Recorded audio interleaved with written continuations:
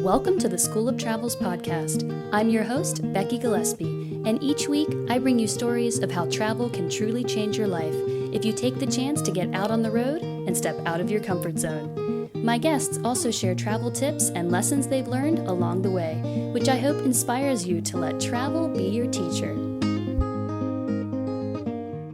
Hello, listeners. I'm back this week with another fabulous interview with a really fascinating person. This week, a French woman named Camille. I'm going to let her pronounce the rest of her name for you. And she actually talks about a few things that have never been on this podcast before, which can really save you a lot of money if you plan accordingly. Also, we talk about how you really often don't have any idea what your path is going to end up being in life. But if you just start on that path, you will be amazed where it takes you. Also, I have to say, I think Camille has one of my favorite meet cute stories of meeting a boy on the road that I've ever heard. And I made her tell me this story again. I think she's told me the story now 3 or 4 times, but I really hope you enjoy it. And it's a really unusual way to meet somebody. And it proves that you can really meet someone in the strangest of places and circumstances. So I hope you enjoy this interview with Camille. Welcome to episode 15 of the School of Travel's podcast. Today, I am very happy to be joined by my lovely friend, Camille Poiré. Thank you for that beautiful French pronunciation, Camille.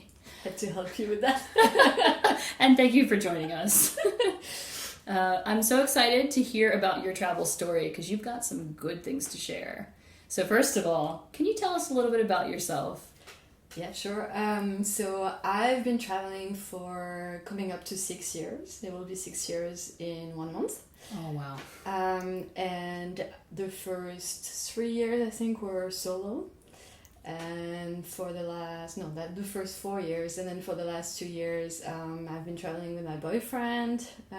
We're both digital nomads, which means that we can roam the world together while working online. I have so many questions, but we'll get there. Very nice. But how did you first start traveling? When did you first become inspired to travel?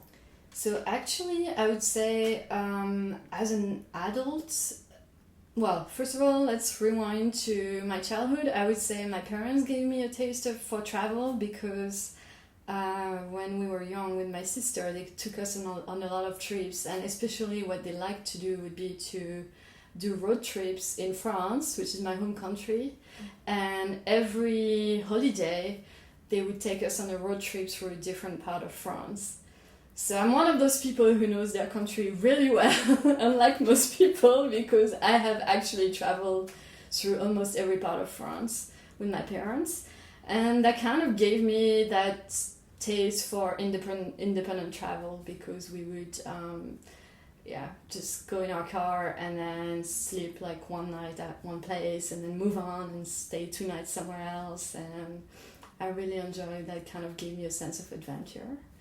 Wow. And then as an adult, I would say, so I feel like I didn't really travel for a few years, or not as much. And then 1 year I was single, I was living in the UK, and I couldn't really find anyone to go on holiday with me. And I decided to sign up for this kind of organized holiday for singles.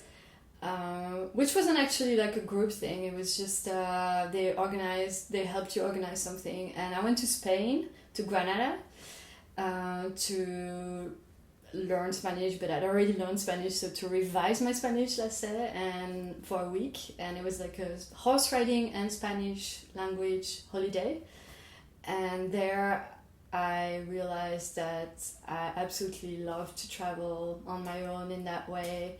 And I made a lot of friends there. I don't know, I just had a really good time. And then I was like, oh yeah, I love doing that. I'd kind of forgotten how much I like to travel and to have this kind of spontaneous experience, meeting people from everywhere and just connecting with people. So that's kind of, I think for me that was the trigger. At least something that like set me on the path of deciding to travel longer term. So you went traveling by yourself, but you were with a group. Yeah, it was kind of in between. It wasn't fully like a group thing. It was just when I went to Granada, and then I was enrolled at the Spanish language school. So I had classes every day, so I made friends at the school. And then I had horse riding lessons where I also made friends, and I was as part of this trip, I had accommodation organized for me in kind of a shared house, and I also made friends there. And basically, yeah, I made a lot of friends that way, and we were free to do whatever we wanted outside of like activities hours, and had such a great time that I was like, oh, I just love that sense of freedom and adventure, and also meeting people from everywhere. And that's great. And then what happened from there? So this is the trigger. So I think that planted the seed in my mind that I was really enjoying that, and I wanted to do more of that. And then so the actual trigger that sent me traveling, that kind of made me quit my life, as I like to say it, was it was a little like less happy thing, but I got sick at one point, and I'm quite severely ill. And when I started recovering from that, I just kind of had that realization that I wanted to do more with my life, and I wanted more out of life, I guess. And life is short. Yes, and at the time I had a good job. I had just a few months before moved into what I thought was my dream house share. I was living in the UK, so I couldn't afford my own place. I love that dream house share. Yes, my dream house share, not dream house. But yeah, I was. So I had this really nice apartment that I was sharing with cool people, and I had a boyfriend, kind of a good relationship, a good job, but I don't know. I always felt like something was missing, and to an extent, I think that might have been one of the reasons I got really sick. Just like feeling like something was wrong. And then when I started getting better, I decided I had to get away from it all. And yeah, also when I met my boyfriend, I was planning to go on a round the world trip, and then I met my boyfriend, and I kind of put that plan aside, and then I thought, okay, this is time to revive that plan and to finally do it. And that's how it started. Wow, I like what you're kind of saying about how travel is. I mean, you've said that you love travel, but travel is also this just like letting off the. I don't want to use the word chains, but I will. Like kind of like letting off the chains and the ropes that you've been feeling tied under. And even if maybe you don't even love travel, which I know you do, but someone could just use travel as that vehicle to like mentally loosen everything up. Yeah, I think so. I mean, some people, say, when I expressed the desire to go travel on my own, around the world, a lot of people, including my family, were very judgmental of that, or not very happy about my decision. But one of the things they would say is, you're running away from your problems. You've just been sick, you're running away. Well, why not run away? Run away to find something. Why would I? Yeah, exactly. Maybe I was running towards something rather than running away. But I also think if you're stuck in a situation that is not like good for you, you're not happy, why is it bad to run away from that situation that is making you unhappy? Right, and now we're so connected all the time anyway. It's so easy to contact the people back home. Exactly. So I think if people tell you you're running away from something, well, maybe you need to. Maybe there is no good reason to stay in a situation where you're feeling stuck or you're feeling unhappy. So. And sometimes I have two friends that, I mean, I don't think they ran away, but they did run away. Yeah. And then they started traveling and they realized they did love their home. And they moved back and got jobs again. And, absolutely. Yeah. And I don't think, long-term travel like I'm doing is for everyone. Mm-hmm. I know some people who, are trying to encourage everyone to do it, and I don't do that because I don't think it's right for everyone. But it can work for some people. Right. So you started this 6-year journey, got on the road and started. Where did all the what are some places that this journey took you to? It's taken me to... So I started in South America, which was absolutely my dream to go to. Oh. And that actually goes back a long way because I think the reason I really wanted to go there was because of, do you know, Tintin comic books? I've seen a lot of... I haven't read a lot of them, but I've seen a lot of the posters and things like that. Yeah. So they're really big in France. We kind of French children grow up with Tintin. So for me it was like a big influence. I did read Le Petit Prince, and that was so dreamy to me. Yeah. It made me, spark my imagination.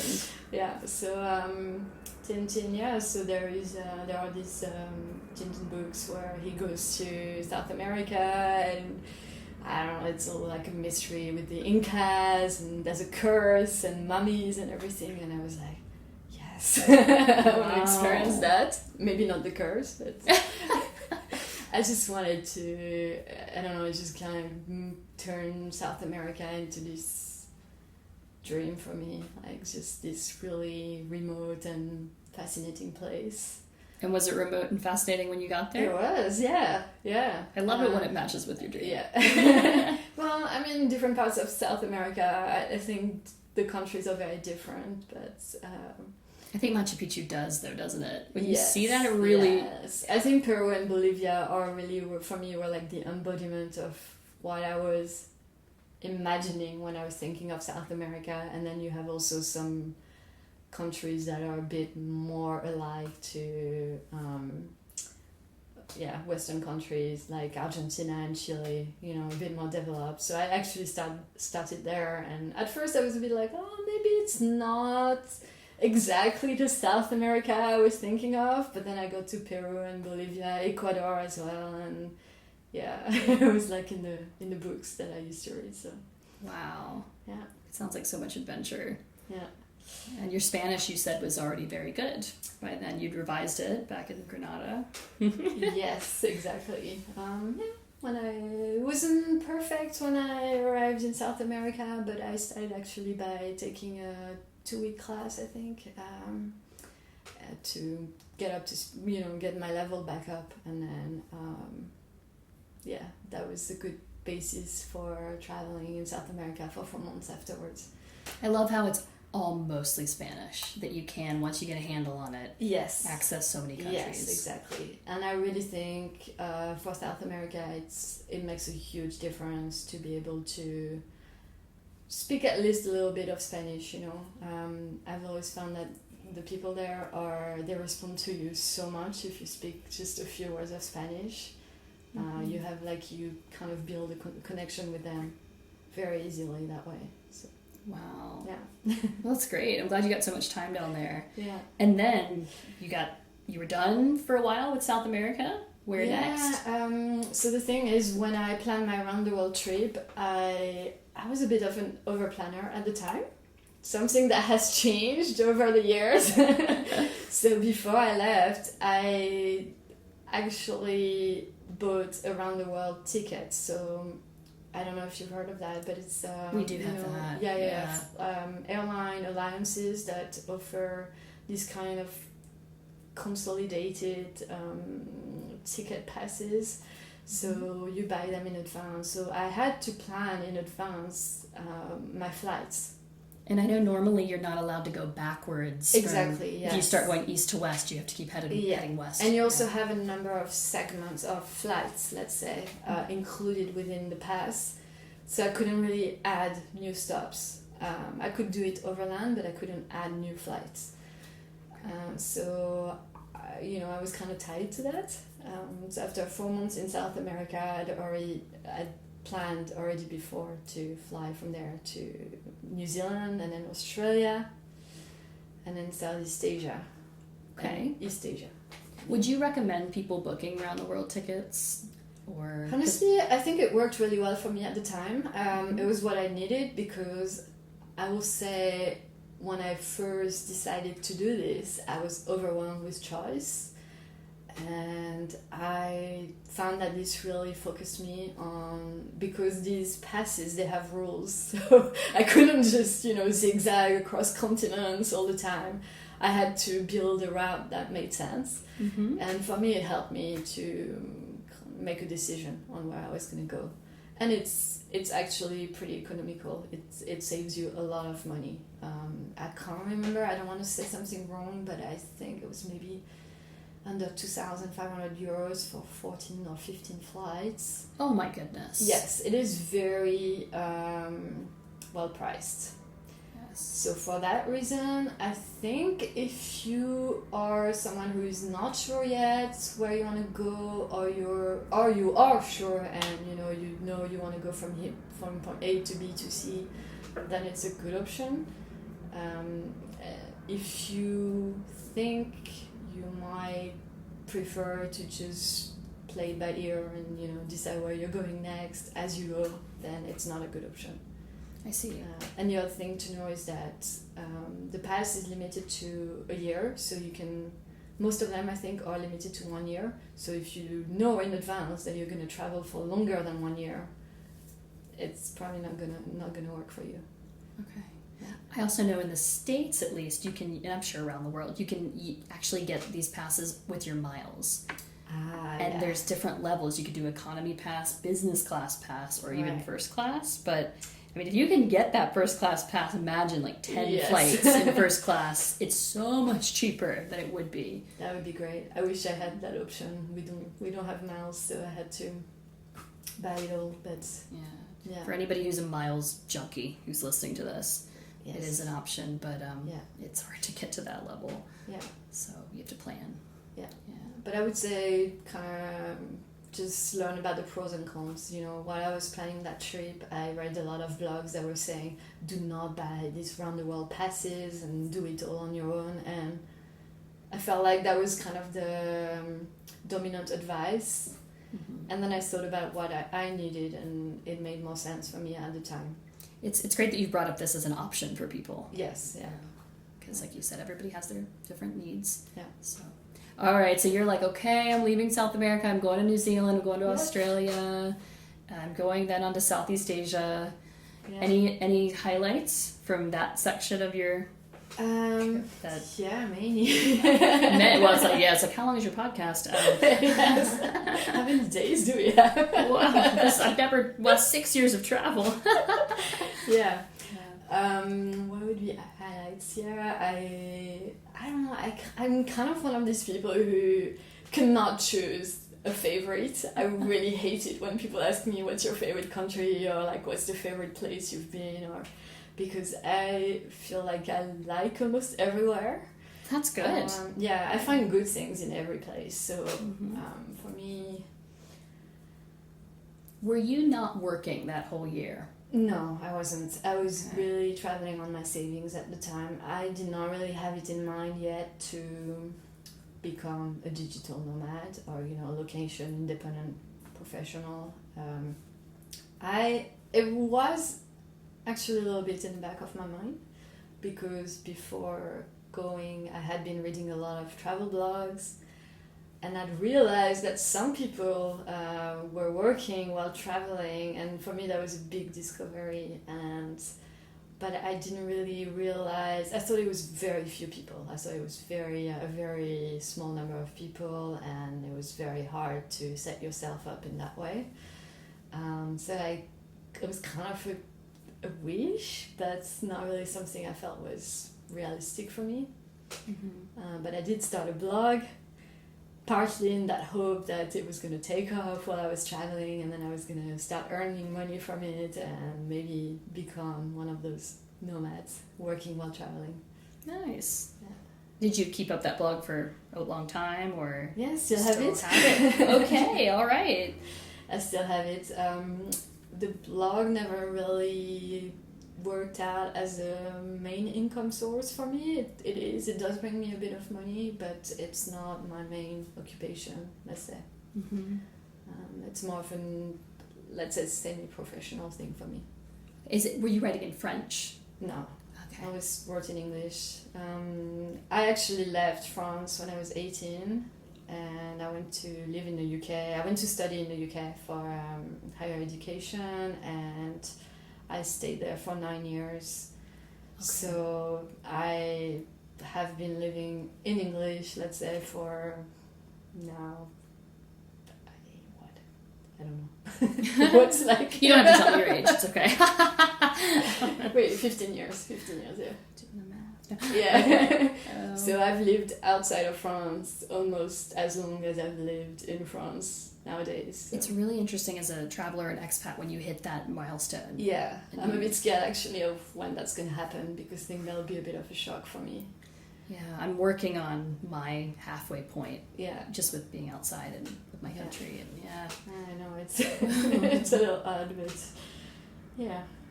Well, we can, I know there's many travel stories we could talk about, but you know what I'm going to ask you about. Yes. You mentioned that you were traveling alone for, you said 4 years, right? And then the last 2, you've been traveling with your boyfriend, and I wonder how you met him. Yes. I mean, to have a traveling boyfriend along with you, that can be a challenge to, like, find and then convince both of you to be on the same path. Yes. So I met my boyfriend in the most random circumstances and kind of the worst possible situation.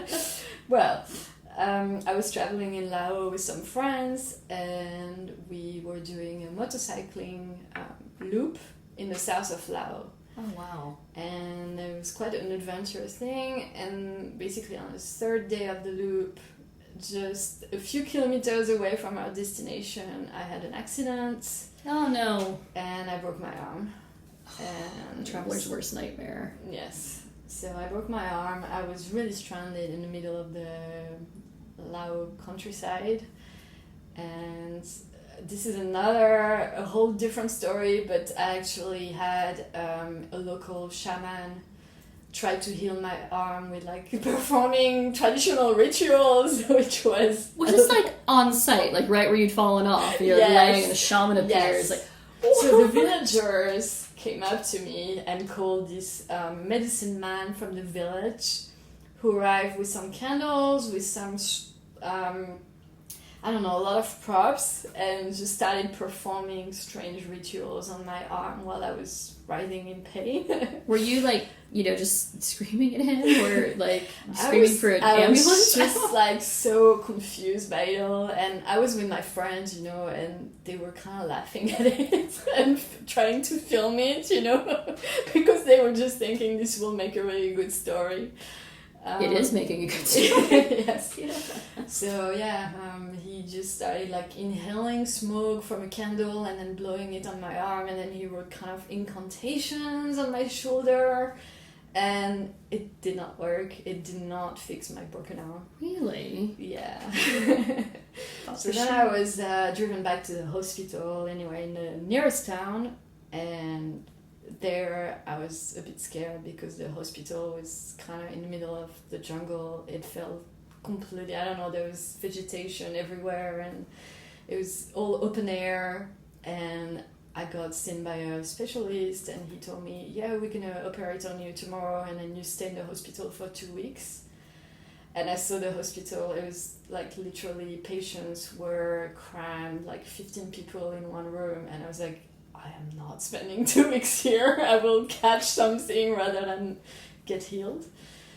So I was a little scared, and I called my insurance eventually, and I found out they had an agent based in Laos, and they referred me to them, and they arranged for me to be driven to the capital city, Vientiane, so I could be seen by a French clinic there.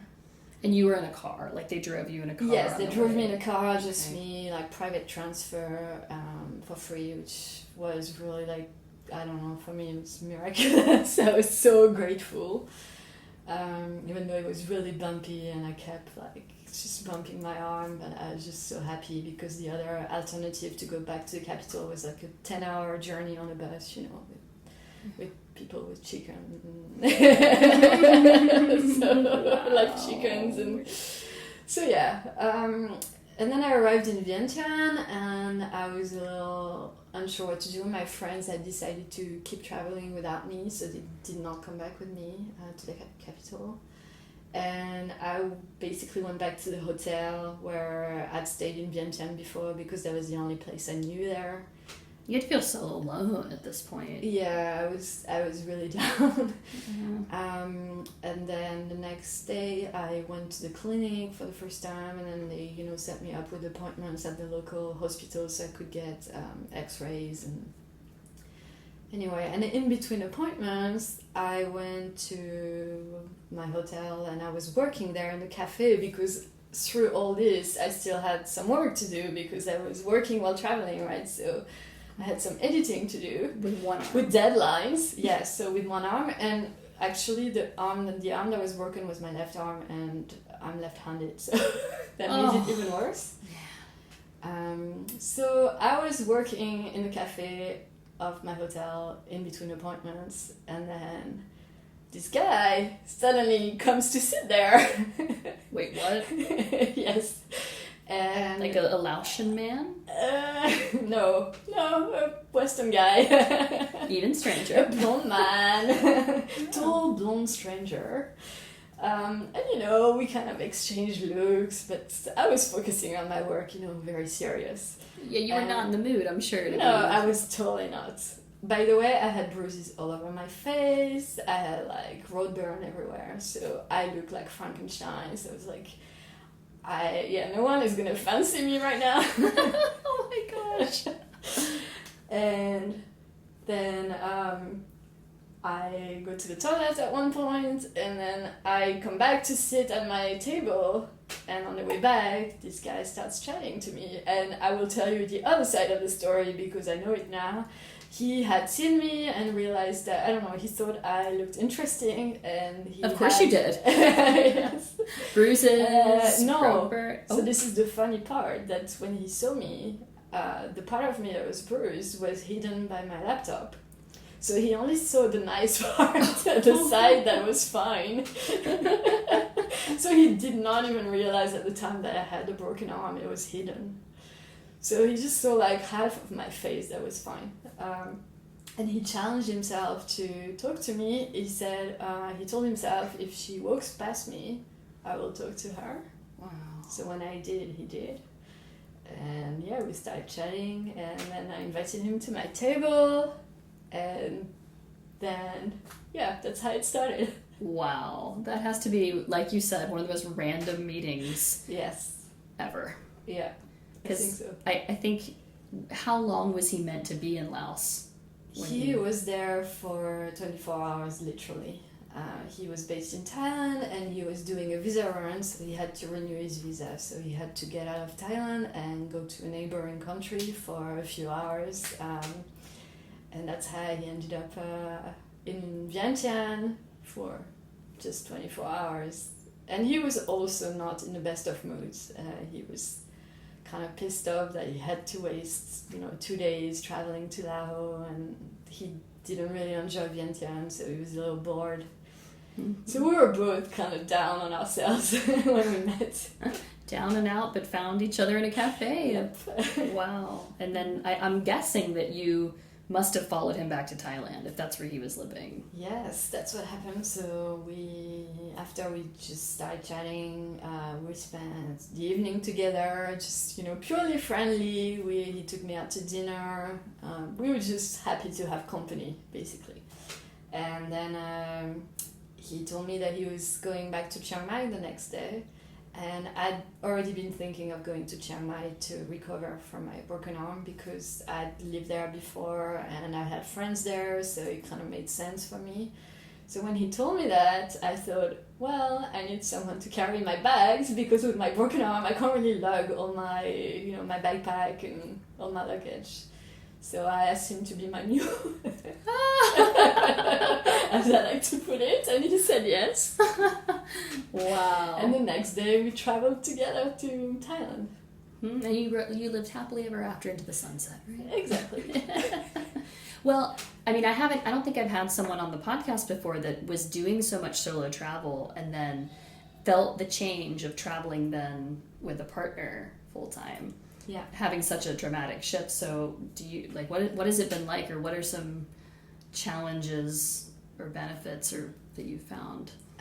So for me, I think, first of all, when I met Bauke, my boyfriend, I wasn't really looking for someone, but at the same time I think I was ready to travel with someone. Mm-hmm.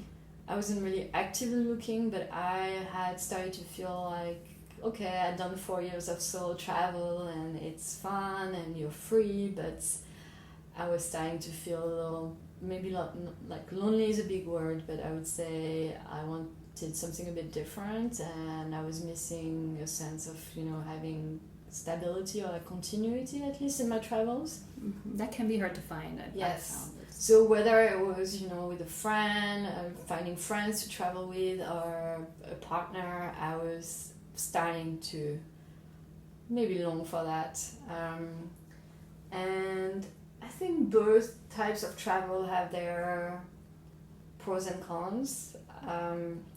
For us, it works really well because we have very similar interests. We always kind of want to go to the same places, so we never fight. We don't have like situations where he wants to go to Africa and I want to go to Australia, and then we're fighting about it. We tend to kind of want to go to the same places. And I think some of the benefits would be, well, we can afford to stay in better places, first of all, because as a solo traveler, I was staying almost exclusively in hostels. Mm-hmm. I was on a budget, so... It is a big step up. It's a big shift. Yes. However, I absolutely loved hostels. While I was a solo traveler, I loved it. And sometimes I miss it even, because there was just a specific, a particular feeling to going from hostel to hostel and making friends there and meeting all these people. I think hostels, if you're traveling alone or even with friends, are possibly the best option, because you're gonna make so many friendships, connections, and I think hostels have kind of a bad reputation, but they have improved so much over the last years. They've become really, some of them have become really nice, like nicer than some hotels. Mm-hmm. But at the time, I'd been doing hostels for 4 years, staying mainly in dorms, and to be able to suddenly split the cost of accommodation and be able to stay in a private room with my boyfriend was a big change.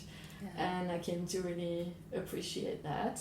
Have you guys ever stayed in private rooms in the hostels? Yeah, we have. Yeah. Do you find it still kind of not the same experience as being in the dorms? I think, I think you can still go to hostels as a couple, but it will be harder to meet people. So you still can, but you have to make a bit more of an effort, because people will see that you're a couple, so they will assume that you don't really, you're kind of self-sufficient and you don't really need to make friends, or they will find it harder to approach you. So I think if you go to a hostel as a couple, you really have to make the effort to go towards people, which you do in general, but even more so as a couple. But yeah, we still do it sometimes, especially in some destinations where hotel prices are still crazy for us. Yes. And yeah, sometimes we like to just go back to hostels and have that feeling of being somewhere very social. And sometimes hostels offer activities as well that hotels don't. When you're in a hotel, you're kind of in a bubble sometimes. You're a bit isolated. You don't really... There aren't these extras that some hostels can provide, where really they have like a common room where you can hang out. Sometimes they have areas where you can work from that hotels are not so good at providing. They have better Wi-Fi in general, because they know that young people want to like stay connected, so they provide better Wi-Fi. And yeah, sometimes they offer a lot of activities like cooking classes. I've been to hostels in Argentina where they offer like salsa lessons. And they have kitchens usually too. Yes, exactly. So you can also cook your own meals. Yeah. So we like to do a mix.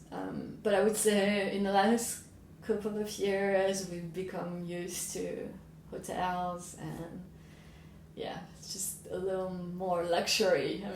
not top luxury, but just a little more comfort, I would say. Yeah. And privacy, I would say too. Just as a couple, you feel that's a priority. Yeah. Well, so, okay, you were traveling for 6 years. When did you finally start going into the work and travel? Yes. That happened after about 2 years. So for me, it was a process. Some people, know straight away that they want to set themselves up as digital nomads, and they work towards that. So for me, it didn't happen that way at all. Like I said, I kind of had this idea in the back of my mind when I started traveling, but I really first did a round the world trip using my savings. So I did not work. And then I actually went back home. And so home, let's say, I went back to my parents because I was living in the UK before I left to travel. But I gave up everything in the UK. So when I came back from my travels, I did not have anything left in the UK. So I went back to France rather than the UK. Which had to feel so foreign at that point. Yes. So I went back to stay at my parents, which was a shock. Oh, yeah. Probably for them, too, to be honest. Yes, yeah. And I started working odd jobs for a few months while I was deciding what to do next. And actually, I remember I got back to my parents and they were a bit worried about what I was doing, like where my life was going, and and I arrived and I said, don't worry, I'm gonna get a job, like you don't have to worry about me. And then I think the same day I got a job. Oh, wow. Good for you. So I got hired by the local Pizza Hut to be a pizza delivery woman. A girl pizza deliverer. Yeah, so actually that's not entirely true. I started in the kitchen. Ah. So they would put the girls in the kitchen and the boys on the scooters doing deliveries, right? But then one day the boys were all sick or something, so no one showed up to work to do deliveries. And I'd been telling them I can ride a bike because I'd learned to ride a bike on my travels. And they didn't really, believe me. And then that day they were like, well, we have no option but to put you on a bike. And then they realized I was faster than like all the guys because it was in my hometown, so I knew the town so well that I was really fast, doing deliveries, and I was also getting better tips than anyone. So, because, a girl, like customers were not used to that, so they tipped me more. So I did that for a few weeks. And then I got hired by a shoe shop and I was selling shoes for another couple of months. So that was an interesting phase, and all the while I was planning to leave again, and I decided I was going to do a working holiday in South Korea. South Korea? Where in the world did this come from? I do not know to this day why I chose South Korea, but on my round the world trip, my last stop was in South Korea, and my cousin was studying there at the time. Okay. And I stayed with her, and I met her friends, and somehow I'd gotten on really well with her friends. So I felt like if I went back to South Korea, I would already have kind of a circle of friends and acquaintances. And then I also realized that you can get a working holiday visa really easily for South Korea, because in France it's not very common for people to want to go there. It's not very popular, so there aren't many applications, so they basically say yes to everyone, and it's also one of the cheaper ones. So these were some of the reasons that made me decide to go back there. There might have been a guy in the picture at the time as well. Oh, I see. But that didn't work out. So I left for South Korea, and then I started working there as a waitress.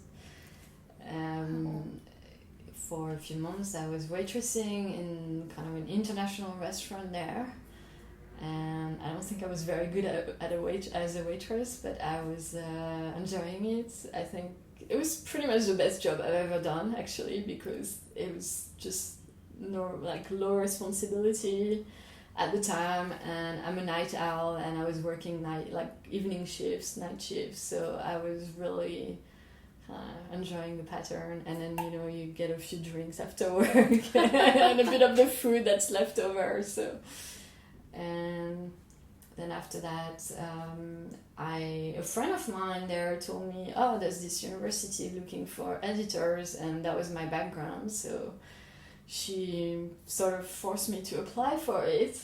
And then I got it. I got the job, and I started working for this university in Korea. And after maybe 6 months working there, I decided to leave Korea. And when I told them, they asked me if I could keep working for them while traveling remotely. Wow, that had to be shocking when you got that offer. Yes, and then I was like, whoa, that thing that I had in the back of my mind like for a few years, it's happening now. And it was a big wow moment for me. Wow. And who knew it was going to come from South Korea? Exactly. Yeah. So one thing that I always tell people who are thinking of traveling and becoming digital nomads, but who are scared, because it is frightening at first, and you don't really know how to make it work initially. I always tell people you don't need to have everything lined up from the start, because for me it was really in steps. And if I hadn't taken a round the world trip, I wouldn't have gone to South Korea. And if I hadn't gone to South Korea and gotten that job there, I would never have become a digital nomad. So for me, I had to start traveling to get to that stage. I'm very similar to you, I realize now, because the job I have now I got while I was in Japan. And for the people that listen to this podcast regularly, they know I was in Japan for a long time, thinking I always had to work in Japan, but you don't know the shape of what is going to happen when you meet people. And Yeah. So there are people who say, you need to have everything kind of prepared before you go and know exactly what's going to happen. But I think for some people they might need to know that everything is lined up. But if it's not, you should, still kind of take the risk and take the leap, because it will work itself out, I think. For me, that's how I felt it happened. It was once you start taking a risk, I feel like things come your way somehow. And I think if you've got that intention too, like you're constantly just putting that energy out, and it's like the world kind of knows what you want, and people are listening. Like you told me a story earlier today about that you put something in intention out, and you got your newest job from that too. Yes. And I think it's important to, when you go traveling, you're going to meet so many people. And you just have to be open to the connections you're going to make, and you never know. One might result in, a boyfriend, a life partner in Laos, and another might turn into a job offer or, some kind of partnership. So I think traveling gives you a lot of opportunities to meet so many different people who are doing so many different things. And if you're kind of available in your head that you're going to listen to what they're doing and learn about them and make those connections, then you're probably going to find a lot of opportunities on the road. Yeah, I think life just becomes so much more colorful when you're open like that. And even in our hometowns, like I know there's people listening to this that haven't traveled for 6 years or as extensively, but even in your hometown, maybe start by going to different events that you wouldn't normally go to. Who are you going to meet there? And who can they introduce you to? Yeah, so. Even in your region, travel doesn't have to be going to South America or Australia. It can be just exploring your backyard a bit more, and traveling within your country, within your region. As I said, like as a child, I traveled mainly within France, and I still loved it.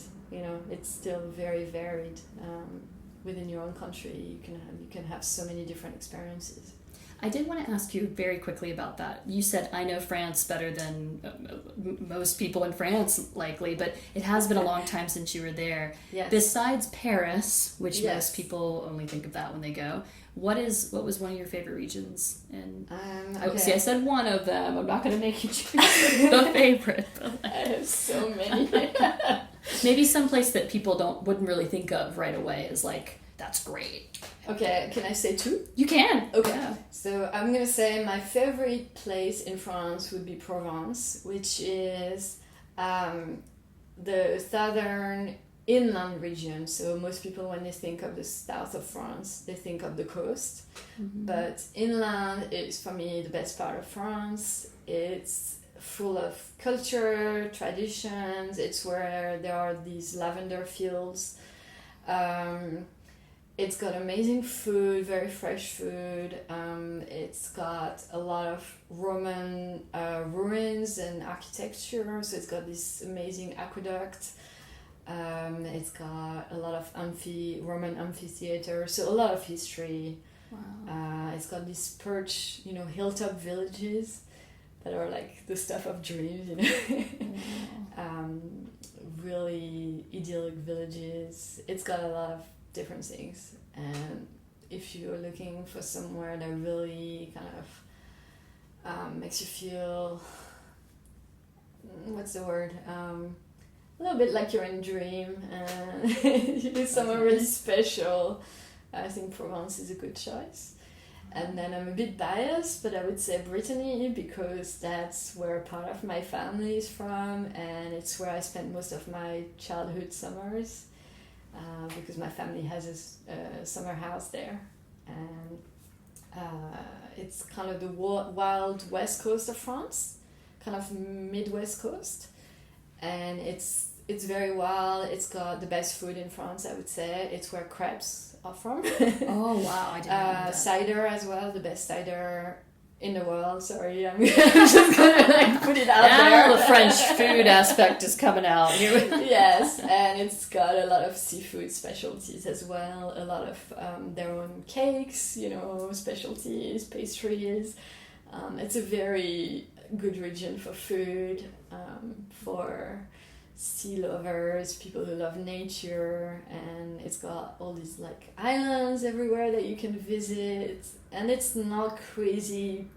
It is popular, but it's not crazy busy like the South Coast. Mm-hmm. So the only downside is the weather that is very unpredictable. So All year round. yeah, Okay. but it goes with the wild coast thing, that it kind of makes it dramatic. So it can look very nice even if it's foggy, and you just have to you just have to be okay with not necessarily having amazing sunshine all the time there. Well, I think that's a beautiful picture you've painted. I want to go to Britain, putting it on my list. Good. Well, I have a house there. I can invite you. Oh, yeah. Done. Yeah. Awesome. Thank you. Well, I'm wondering, so I wanted to do a little play on this question, actually. I usually ask people, what are 3 unique items that you pack when you're going on all this travel? But I'm going to flip this and ask you, what are some things that you don't pack or you don't need to pack if you're planning for these kind of trips? So, a lot. From what I used to pack to what I pack now, I have limited things so much. But one thing I would mention is that I never pack makeup removal product anymore. Well, how do you get your makeup off then? Come on. I have a trick. Oh. So this is something I got from a friend, but she told me that I could use conditioner, which I always pack, by the way. It's very important for me because, my hair is very curly and a little crazy. So I really need conditioner to have okay hair. And I use it so it has 3 functions. I use it as conditioner, I use it to remove my makeup, and also to shave my legs. As shaving cream. Okay, and it works really well. So it's a little hack. Thank you. I did not know it was great for makeup remover. Yeah. So I think I have used it for my legs before. Yeah, it is a good hack because it's soft, so it doesn't don't use shampoo instead. But conditioner works like cream basically. So nice. Anything else?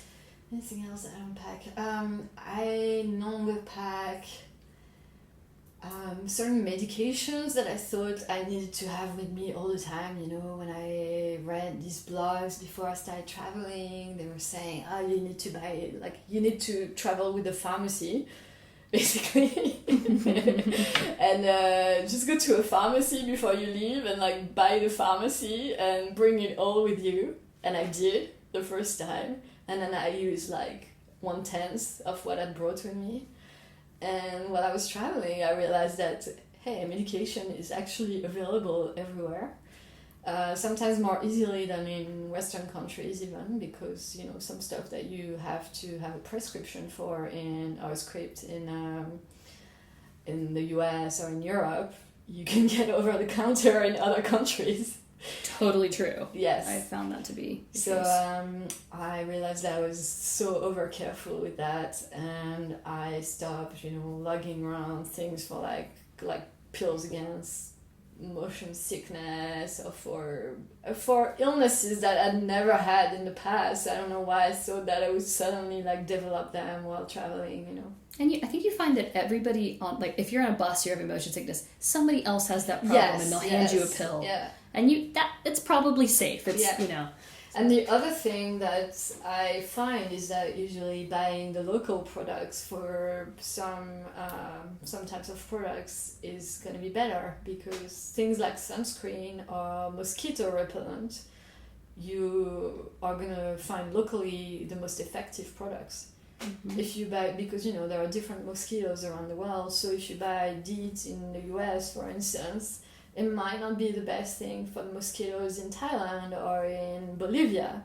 And there, on site, they will sell what is actually working there. So for probably a fraction of the cost. Very good point. Yeah. So for me, I think, yes, bring the necessities, and I would not travel without certain medication that I know I might need on a daily basis, or that, I am likely to need, like highly likely to need. But things that are very unlikely, I do not bother anymore, because I know I will buy them if I need to in my destination, or someone will have them, or, I don't need to be like over prepared. I want to ask you one more specific question about this. Do you pack a hairdryer? No, absolutely not. Because I bought 2 of them this year, and of course I don't have a converter, so I think I blew one up in my apartment in here in Shanghai, from Japan. Yeah. I like my hair when I dry it. It looks a lot different for me because I have straight hair. Yeah. I think for me, I don't need it because I have curls, and anyway, whatever I do, it's gonna look like crazy and messy. We do have very different hair. Okay. Yeah. Curious about that, because I'm bummed that I have to buy it again. Yeah, I understand. I don't know. I don't have that problem, thankfully. I used to dry my hair, but then I stopped, and I kind of like it better when it dries naturally. It's definitely better for your hair, I'm sure. I don't know. Maybe. That's the myth, anyway. But my hair suffers from humidity a lot in Southeast Asia. Like, for curly hair, it's not good. Yeah. Well, of all this travel that you've been doing, what do you think you have learned? What has travel taught you about life or about yourself, would you say? A lot. It has taught me, so I think I have changed in some ways. So I think I mentioned it earlier. I have stopped planning as much. I used to be extremely type A, needing to have everything in control, and having plans laid out, and that has changed. And there was a part of me that annoyed me. I'm not saying that I don't plan anymore, because I still have, you don't change completely, but I am so much more open to going with the flow, and I get to a place and I don't have all the activities lined up. I ask people I meet, what they enjoyed, and then I make changes based on that. That is one big thing. And then I would say I've become a lot more assertive and less shy. I mean, much less shy. I actually think a few years ago I would not have been able to do this interview, probably. Because I used to be pretty introverted and shy, and not very self-confident, and I don't know, something really clicked when I started traveling, and I realized that I actually really love meeting people. I love going towards people, talking to them, and now I'm finding myself doing crazy things. Like last time I was back in France, I struck up a conversation on the metro with strangers, which is like a big no-no. I don't know if it's the same in the US, but in France... We talk to strangers more. Okay. So in Europe, when you're on the subway, right, the rule is you do not look at anyone, you do not talk to anyone, like, you know, you're kind of close, but you're very distant. It's pretty much that way in Tokyo, too. Yeah, it's like a kind of an unspoken rule that you do not make contact. And last time I found myself just starting to talk to people, which I think is so weird in Europe. But I just really enjoy doing that nowadays. You know, I see people who are like, I overhear people who are talking about something that interests me. You know, I'm not like super annoying that I really interrupt their conversation, but if I feel like there is an opening, I'm gonna start talking to them about it, and that's something I really enjoy. So interestingly, I used to take some personality tests before I left. I was always kind of in between, but always more towards the introvert side, and now I always end up more on the extrovert side, which I think is really interesting. Wow, that is really interesting. Yeah. You can change. You can. There can be a shift, and travel unlocked it for you. Yeah, it sounds like. And about the world, I would say I found that. Yeah, I really believe in kindness and just people being, I don't know, I just don't really like prejudice, and I don't like to stereotype people, and I just feel like you can find good everywhere. I don't know, it sounds a little cheesy, but it's true. I believe the same. Yes. Yeah. And that there is so much like fear-mongering in some countries, or in, you know, in general, in like back in my old life, I think I would watch the news and it doesn't. I was always kind of someone who liked people and who was not very prejudiced or anything, but it's made it like 10 times 10, you know, where I just also want to be spontaneous, want to be open to like experiences and to making connections wherever I go. So I don't want to go there with ideas in my mind that people are going to be that way, or and I think the best moments on your travels are the unplanned ones, where something unexpected happens and it happens, you know, you hear these stories, people tell you these stories, I can tell you it really happens, that you're somewhere, you're lost, whatever, and then a random stranger, a local, comes out and invites you into their home, and, you know, cooks a meal for you. This had happened to me, and that is just what travel is about, I think, for me. It's not really the Instagram pictures or, you know, the perfect moments. It's those moments. Yeah, and they are still happening every day. I think people do think is it becoming all too mechanical and like just for the gram, just for Instagram? No, I'm just gonna tell one story. Yes. We were in Laos a few months ago with my boyfriend, and we saw a sign. We were visiting these waterfalls. We saw a sign for a restaurant. So we followed the sign just because it said good Lao food or something like that, you know, that just very simple, but that made it sound good. Oh. And we kind of get lost following the sign, and then we get into this courtyard, and then this guy comes out and he's like, "Are you here for," I can't remember what the name was, but, you know, "Is that what you're looking for?" And we're like, "Yes." And then he invites us into his home, and he's like, "Okay, now my wife is gonna cook for you." And he makes us sit on the floor of his home, and this is absolutely not what we expected. We thought it was going to be a restaurant, you know, with a garden and like kind of a more proper thing. Mm-hmm. And we find ourselves on the floor of this guy's home, which was pretty bare and, you know, no furniture and nothing. Oh, man. And he comes out with this giant feast for us. And then starts telling us that he's teaching English to the kids there, and he has kids from the village, all the villages around, coming to learn English after school at his place. And he's also started a garden, communal garden for the whole village. And he made us visit the garden. He took us around the garden. And this guy was incredible. He was young as well, and we were really surprised because he'd been educated in Luang Prabang, in the city, and then he'd chosen to go back to his village to just build all these things for the people there. Wow. And that was, I think, my best experience in Luang Prabang on that trip. That's amazing. Thank you for sharing that. Yeah. And like you said, it was like a couple months ago. Yes. It's just there's still people giving and being so generous out there. Yeah. Exactly. And that was for me the best. And I have Instagram, as you know. This is kind of part of my work, and I post all these kind of pretty pictures, but behind that was actually the one thing that really stuck with me. So, yeah.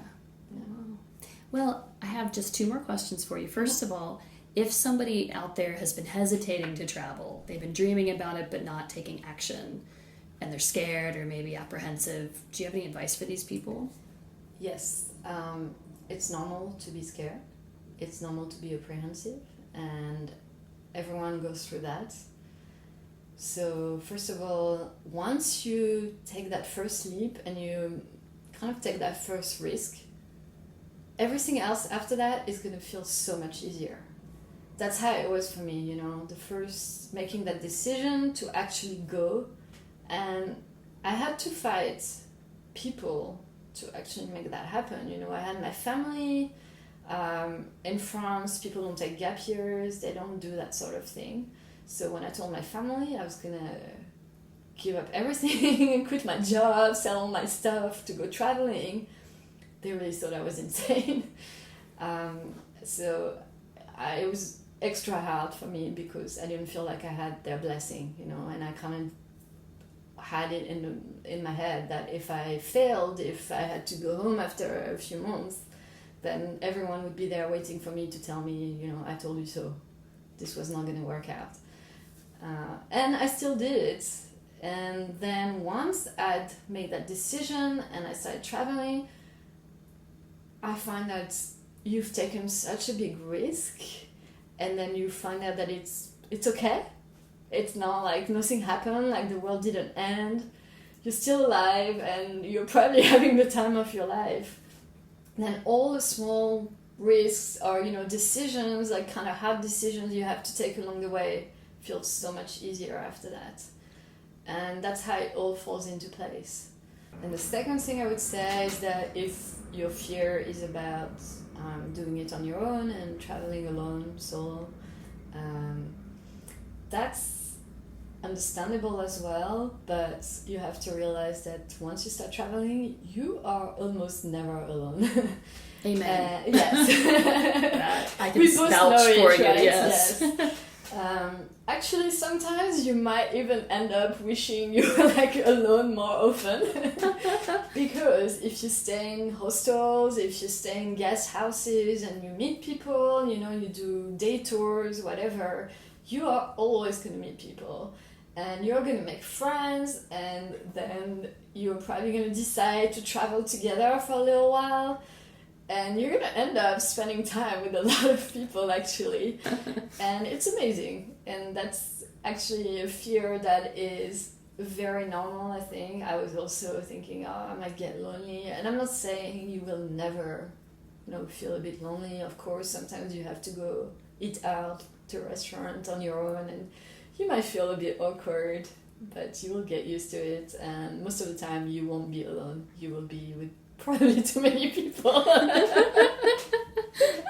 So this is a fear that is common, but that is probably not very justified. You'll find that you will be surrounded by a lot of cool people on your journey. So.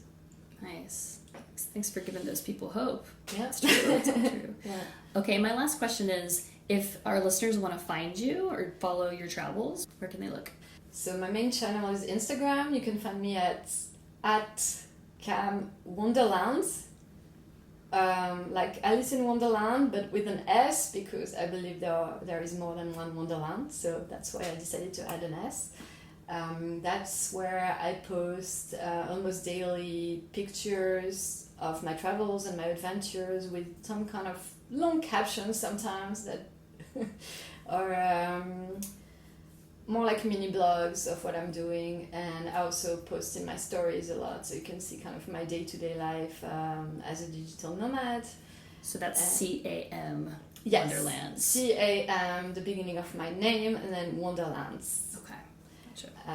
And from there you can find my blog as well, which is Camille in Wonderlands, so my full name in Wonderlands.